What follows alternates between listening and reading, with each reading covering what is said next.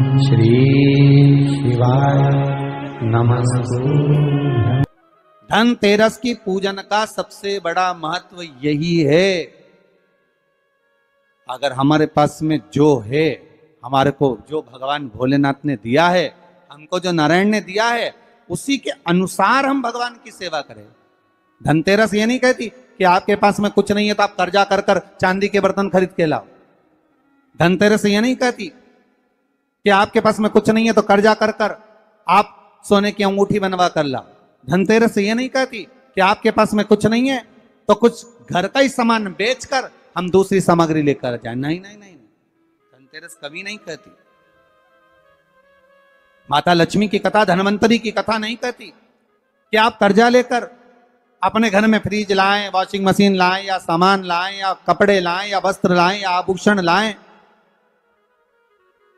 कई लोगों ने धनतेरस के महत्व को बिगाड़ दिया कि हमको धनतेरस के दिन सामान लेकर आना है, चांदी का बर्तन लेकर आना है, ये सामान लेकर आना है, वो सामान लेकर आना।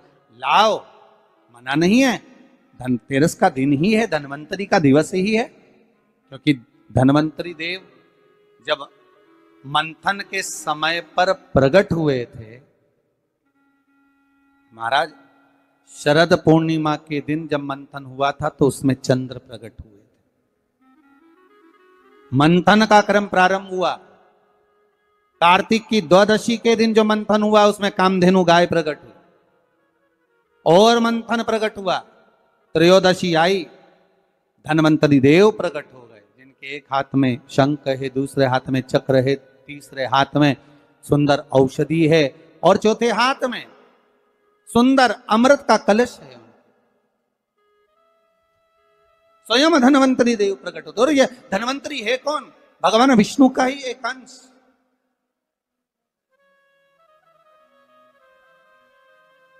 त्रयोदशी को धनवंतरी देव प्रकट हो गए। चतुर्दशी आई, मां कालका प्रकट हो गई। अमावस्या आई, माता लक्ष्मी प्रकट हो गई।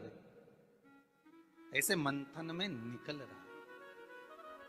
पर धनवंतरी के हाथ में अमृत कलश है। इसलिए हमारे यहां हिंदू धर्म में ये रीति रही है कि धनतेरस के दिन कोई सामग्री खरीदी जाती है, पीतल की, तांबे की, कोई वस्तु हम खरीदते हैं। पर आज का समय का जो फैशन बढ़ता गया तो कहा साहब चांदी के बर्तन खरीदना जरूरी है, चांदी का सामान खरीदना जरूरी है, सोने का पात्र, सोने की वस्तु खरीदना जरूरी है, ये सामग्री खरीदना। तो यहाँ शास्त्र नहीं कह रहा कि महाराज इतने महंगे महंगे पदार्थ खरीदो और घर में कर्जा कर लो। शास्त्र तो यह कहता है कि धनवंतरी की पूजन करना है आपको। अगर आप एक सामग्री भी लेकर आ रहे हैं तो उसमें आपका भाव जुड़ा होना चाहिए, कर्जा नहीं जुड़ा होना चाहिए।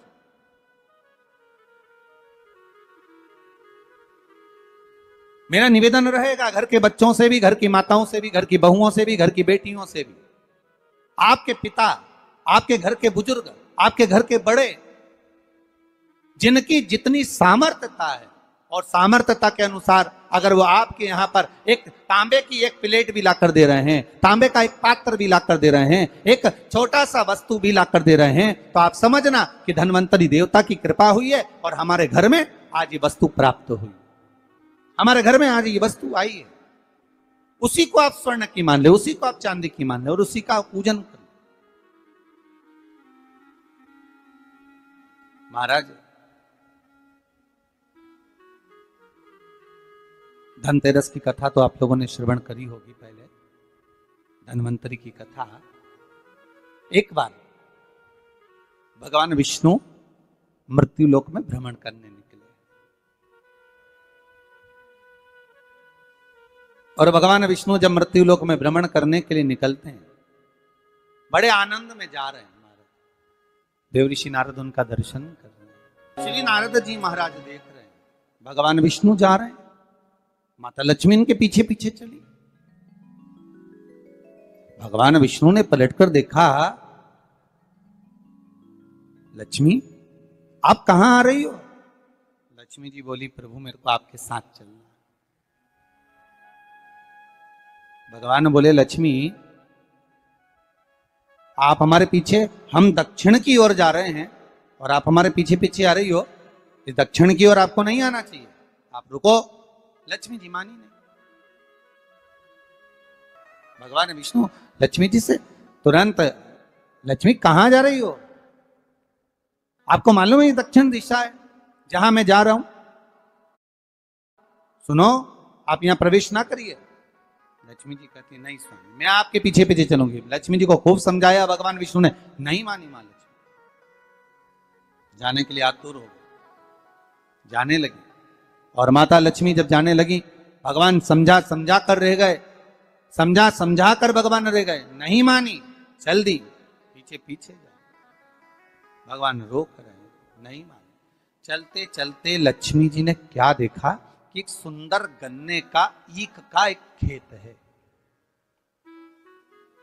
आपने देखा होगा, जितने भी लोग इस पावन धन्वंतरी कथा को सुन रहे हैं, धनतेरस के पावन कथा को श्रवण कर रहे हैं, उन्होंने देखा होगा कि जब दिवाली की पूजन होती है तो दीपावली की पूजन में कई जगह पर गन्ने को, ईख को पूजन में रखा जाता है। अब भैया कोई ब्राह्मण देवता से पूछे कि महाराज जी ये गन्ना पूजन में क्यों रखा जाता है लक्ष्मी जी की पूजन में? आपके बच्चे भी आपसे पूछ सकते हैं, मम्मी ये गन्ने का क्या प्रयोग है, ये ईख का क्या प्रयोग है कि माता लक्ष्मी की पूजन में गन्ना रखा जाए, ईख रखी जाए, इसका प्रयोग क्या? तो वो प्रयोग ये धन्वंतरी की कथा में आ रहा है, ये धनतेरस की कथा में आ रहा है।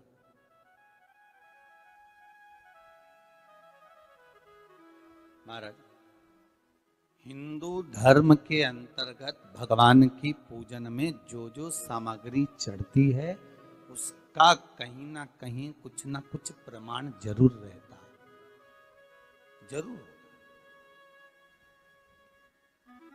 अगर भगवान पर कोई वस्तु चढ़ी है, हमारे भोलेनाथ जी पर अगर धतूरा चढ़ा है, बेलपत्र चढ़ा है, समी पत्र चढ़ा है, हमारे भोलेनाथ जी पर अगर श्वेत पुष्प चढ़ा है, श्री गणेश जी महाराज को कहीं दुर्वा चढ़ी है, मां जगत जननी जगदम्बा को लाल पुष्प समर्पित किए गए हैं, उसका प्रमाण कहीं ना कहीं हमारे शास्त्रों में मिलता ही है। उसका प्रमाण हमारे शास्त्रों में मिलेगा। गन्ने का, ईख का प्रमाण यहां आता है धन्वंतरी की कथा में कि माता लक्ष्मी गन्ने के खेत को देखकर, माता लक्ष्मी ईख के खेत को देखकर रुक गई और ईख के खेत को देखकर रुकी और भगवान विष्णु आगे बढ़ गए। गन्ने के खेत को जब माता लक्ष्मी ने देखा, उसमें से एक गन्ने का टुकड़ा, एक ईख का टुकड़ा माता लक्ष्मी ने तोड़ लिया।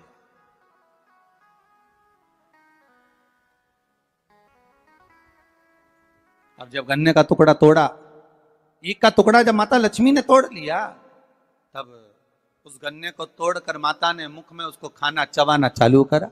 उस गन्ने का रस माता प्राप्त करने लगी।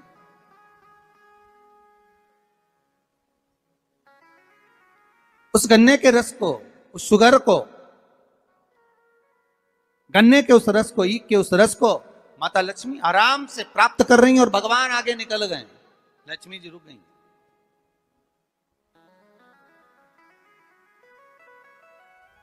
देखा माने, स्वामी तो आगे चले गए। स्वामी ने पलटकर देखा लक्ष्मी गई कहां।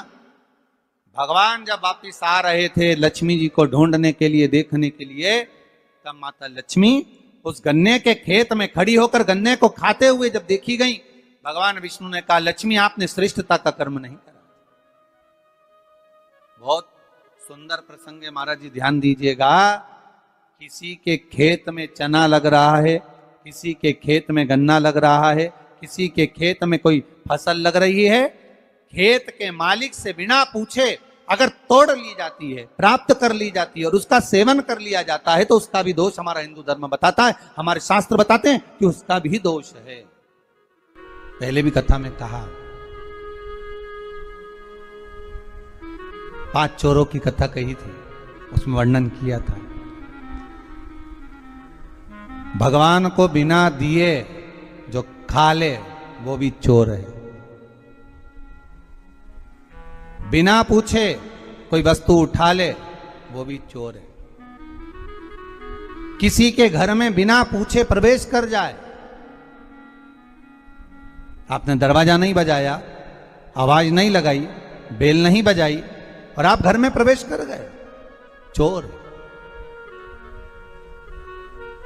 चौथा, महाराज किसी का सामान रखा था, बिना पूछे उठा लिया गया, रख लिया गया, वो भी एक चोर है।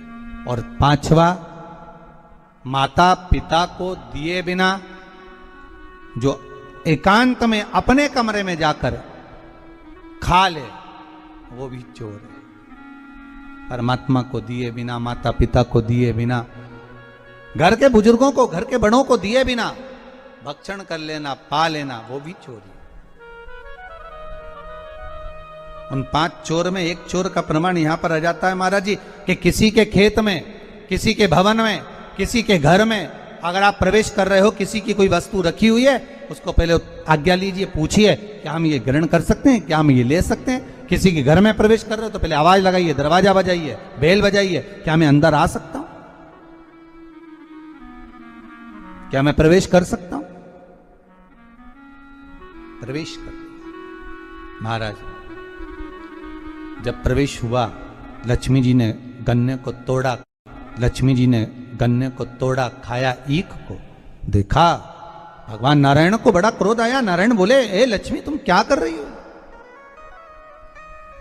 तुमने क्या खेत के मालिक से, किसान से पूछा? उस किसान से आज्ञा ली आपने कि मुझे गन्ने खाना है, मुझे ईख खाना है, मुझे इसका रस प्राप्त करना है? आपने आज्ञा ली है? आपने पूछा है? माता लक्ष्मी जी हंसकर मुस्कुराकर बोलती है, पूरा ब्रह्मांड, पूरी पृथ्वी, संपूर्ण विश्व हमारा ही तो है। ये संपूर्ण ब्रह्मांड, संपूर्ण विश्व हमारा ही तो है। हम पूछें और हम आज्ञा लें तब प्रवेश करें, ये नहीं हो सकता।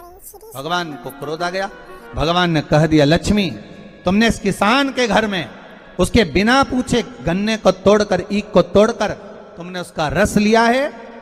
12 वर्ष तक तुम्हें किसान के घर में रहकर किसान की सेवा करना पड़े। 12 वर्ष तक आप उस घर में प्रवेश कर रहिए और उनके यहां सेवा करिए। करो सेवा। मुझसे गलती हो गई, आप अपने चरणों से मुझे दूर ना करें।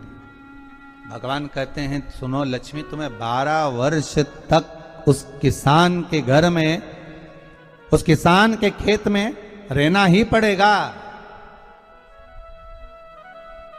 रहना ही पड़ेगा। आपको किसान के खेत में रहना, ठीक है। लक्ष्मी जी रह रही हैं, किसान के यहाँ सेवा कर रही हैं। ऐसी रही लक्ष्मी मैया कि किसान के घर में धन, वैभव, सत्ता, प्रतिष्ठा सब मिल गई, सब कुछ आ गया किसान के घर में, सब कुछ। अब एक दिन 12 वर्ष जब पूर्ण हो गए, भगवान लक्ष्मी जी को ढूंढने के लिए निकले। लक्ष्मी जी से कहा, चलो आ जाओ। अब तो किसान को लगा कि मेरे घर में ये बूढ़ी माँ जब से रह रही है, तब से हमारे घर में वैभव ही वैभव। अब इसको कौन जाने देगा? आपके घर में कोई ऐसा व्यक्ति आ जाए जिसके चरण पड़ते से ही आपके यहाँ खूब वैभव, धन, सत्ता सब कुछ प्राप्त हो जाए, तो आप में से कितने लोग हैं जो उनको वापिस जाने दोगे? निकलने दोगे? वापिस जाने दोगे? कोई नहीं जाने।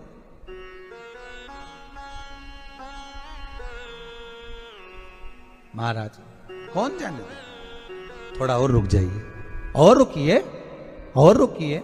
माता जाने का कहती हैं, किसान रोक लेता है। एक दिन भगवान विष्णु ही आ गए उस किसान के घर पर, और भगवान नारायण किसान के घर पर पहुंचे और पहुंचकर कहा, अब हमको, ये लक्ष्मी है, हमें जाना है, आप हमको जाने दीजिए। किसान को कहा, किसान पहचान नहीं पा रहा। भगवान बुजुर्ग का रूप रख कर आए, जैसे लक्ष्मी एक बूढ़ी का रूप रखकर सेवा कर रही है, उसी तरह किसान भी बूढ़े का रूप रखकर सेवा कर रहा है। महाराज भगवान ने किसान को कहा कि तुम गंगा नहा कर आओ, तब हम जाएंगे। गंगा नहाते समय किसान के हाथ में कौड़ी दे दी।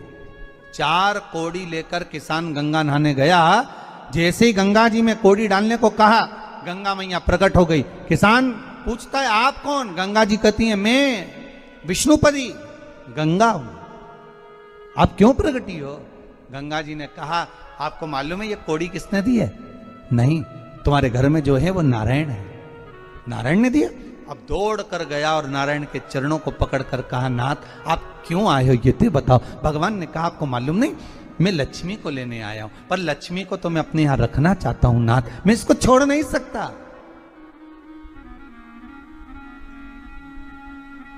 मैं लक्ष्मी जी को छोड़ नहीं सकता, मैं इनको लेकर जाऊं। किसान रोने लगा। तब भगवान नारायण ने धनतेरस की पूजन का महत्व समझाया। तब भगवान ने धनतेरस की पूजन का महत्व समझाया। सुनो किसान, मृत्यु लोक में रहने वाला मानव अगर धनवंतरी की पूजन करता है, धनतेरस के दिन कार्तिक महीने में पड़ने वाली सुंदर त्रयोदशी तिथि को जो धनवंतरी की पूजन करेगा, उसके घर से लक्ष्मी कभी बाहर नहीं जाएगी। नारायण जैसे बोले तो किसान तुरंत प्रसन्न हो गया। प्रभु प्रभु आप मुझे वो उपाय, आप मुझे वो पूजा का प्रयोग, आप मुझे वो महत्व उस धनवंतरी पूजन का, उस धनतेरस की पूजन का बता दीजिए, जिससे मेरा कल्याण हो जाए, जिससे मेरा उद्धार हो। भगवान विष्णु बोले किसान सुनो, ये धनवंतरी मेरा ही एक अंश होता है। जैसे मेरे हाथ में शंख चक्र गदा पद्म सब धारण करा हुआ हूं, उसी तरह धनवंतरी का स्वरूप का यदि आप दर्शन करेंगे, आप धनवंतरी के चित्र का अगर दर्शन करेंगे तो एक हाथ में उनके भी चक्र है, एक हाथ में उनके शंख है, एक हाथ में उनके औषधि है, एक हाथ में उन्हें अमृत का कलश है, और भगवान स्वयं नारायण का अंश प्रकट हो रहा है। बोल धनवंतरी भगवान की, धनवंतरी भगवान की। कहते हैं धनवंतरी भगवान का प्रागट्य जब हुआ था तो भगवान शंकर ने धनवंतरी देव को देखकर कहा वाह रे प्रभु वाह, क्या सुंदर स्वरूप धारण कर आए हो प्रभु। जब मेरे लिए विष लेकर आए थे तब एक आनंद दूसरा था, पर आज अमृत लेकर आए हो उसका आनंद दूसरा है। बहुत अलग अलग बातें महाराज। शिव महापुराण की कथा कहती है दो तरह की वाणी होती है, एक में आपने क्रोध कर दिया, आप शब्द कह दिया, ताना दे दिया, गालियां दे दी, और एक शब्द अमृत का मीठा बोल दिए, प्रेम की वाणी बोल दी, उसका एक आनंद दूसरा है, उसका एक संबोधन दूसरा है। एक विष लेकर आ रहा है, एक अमृत लेकर आ रहा है। शिव जी कहते हैं जो अमृत लेकर आ रहा है उसका आनंद ही दूसरा है, उसके चेहरे की चमक ही दूसरी है। भगवान विष्णु कहते हैं सुनो किसान, मैं आपको धनवंतरी पूजन का विधान बताता हूं। भगवान कहते हैं किसान, सुंदर कृष्ण पक्ष की त्रयोदशी को कार्तिक के महीने में धनवंतरी देव का पूजन, धनतेरस का पूजन माना जाता है। सुनो किसान, एक सुंदर भूमि पर देसी गाय का गोबर से लीपन कर अगर गाय का गोबर ना मिले, सुंदर जल से लीपन कर वहां एक सुंदर चौक को पूर कर, आप सभी को ज्ञात होगा कि चौक पूरने में रंगोली का प्रयोग नहीं होता। आप लोगों को मालूम होगा चौक पूरने में आटा और हल्दी का प्रयोग होता है। काय का प्रयोग होता है? आटे और हल्दी का प्रयोग। आटे हल्दी का प्रयोग क्यों होता है? क्योंकि आटा समृद्धि को बढ़ाता है, लक्ष्मी वैभव को बढ़ाने वाली हल्दी होती है। इसलिए जब चौक पूरा जाता है भूमि पर तो चौक पूरते समय आटा हल्दी का प्रयोग करते हैं। थोड़ा सा चावल का दाना या गेहूं का दाना रख दिया जाता है, उसके ऊपर एक सुंदर चौकी, एक चौरंग, एक पाटा रख दिया जाता है। भगवान विष्णु बता रहे हैं किसान को धनतेरस के पूजन का वर्णन, और जो भगवान विष्णु ने बताया है वही पूजन का वर्णन आप लोग श्रवण कर रहे हैं।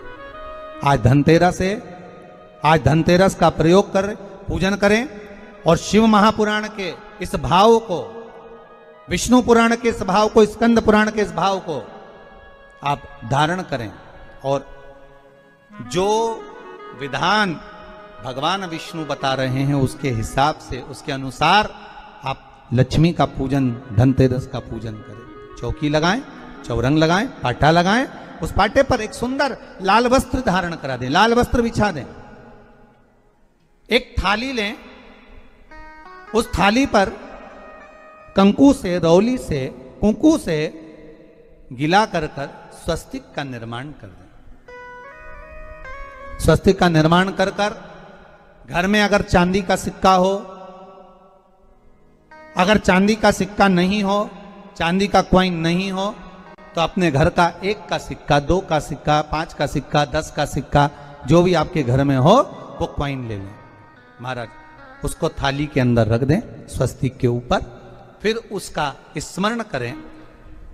आटे के 7 दिए बनाएं, एक थाली में, एक प्लेट में रख लें, घी के दिए बनाएं और उसमें सुंदर बाती को लगा दें। ध्यान दीजिएगा, इसमें जो बाती लगेगी वो लंबी बाती लगेगी।